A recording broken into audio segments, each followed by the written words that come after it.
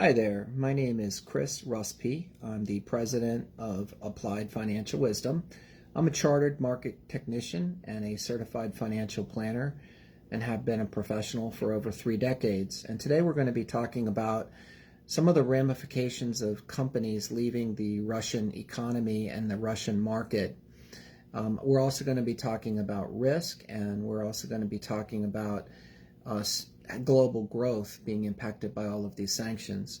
Before I forget to say it, if you're interested in receiving future content, don't forget to pound that like button if you're on social media, or you can follow me on my website where we have our videos all posted if you're not a social media person. So everybody is coming out, all the U.S. companies, all the global companies, they seem to be coming out with statements about what they're going to do in response to the Russian aggression towards Ukraine. And I think some of those statements are attempts to be politically oriented, good advertising, and some of them are actually fundamental. So I think the first criteria we have to look at is, how are these moves going to impact the profitability of companies? In some cases, it may just be more window dressing than anything else. But in particular, I think there's 3 types of companies that you should consider that are in your portfolio that may be dramatically impacted. First are fast food companies. Fast food companies have had a large amount of their growth and a large amount of their sales and profit coming from international marketplace. The second type of company is tobacco companies. In many cases, the tobacco companies make more money internationally than they do domestically. And of course, energy companies are going to be impacted because their supply and demand chains are going to be interrupted. So those are 3 categories of investments that I would look at, and I'll just throw one in there as a bonus, and that's Apple. You may want to take a close look at your technology stocks, because it's quite common for the technology stocks to make a lot of their money through international sales. So those are going to be the companies that are directly affected. Make sure to take a look at the earnings statements to see exactly how much earnings they make from international sales. The second thing is risk. I'm always talking about risk with my clients. And if you've been looking at your investment statements or you've been logging in, you know that the risk from investing internationally has been like a roller coaster over the last 3 months.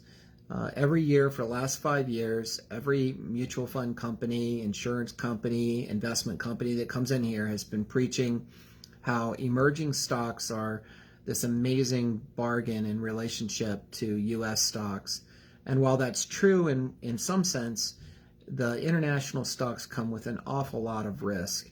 So I'm always trying to educate my clients as well as my viewers on social media.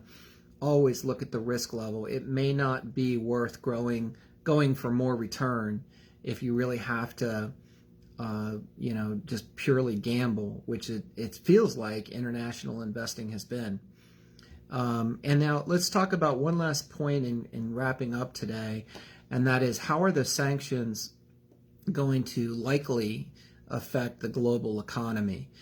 We think it's likely that the sanctions are going to cause such a disruptive kind of intermediate to long-term impact that we should pare back our growth expectations for the global economy. Now, the important word there is pare back growth expectations. I know that's 4 words and not 1, but what I'm saying is, we're not saying that the global economy is actually going to contract.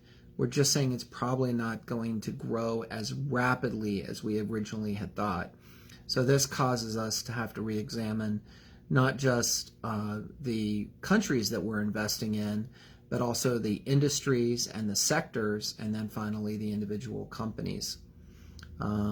U.S. economy seems to be the place to be right now. It's a little bit more energy independent than certainly Europe and many places in the world, and seems to be a little bit further ahead in terms of the COVID crisis, which has been completely pushed out of the headlines, but is still a real thing in most of the world. So I hope you found this video of interest.